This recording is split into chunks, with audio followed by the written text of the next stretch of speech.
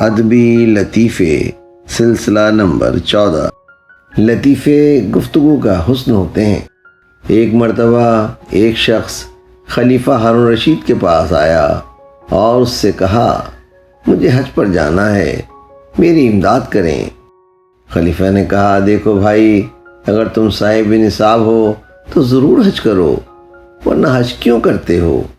یہ سن کر اس نے کہا، میں آپ کو بادشاہ سمجھ کر امداد طلب کرنے آیا تھا، مفتی سمجھ کر فتویٰ پوچھنے نہیں۔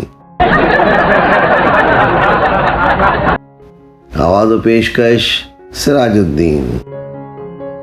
ویڈیو پسند آئی ہے تو لائک کیجئے، سبسکرائب کیجئے تاکہ آپ کو میری نئی ویڈیو کا نوٹیفیکیشن بر وقت مل سکے۔ شکریہ۔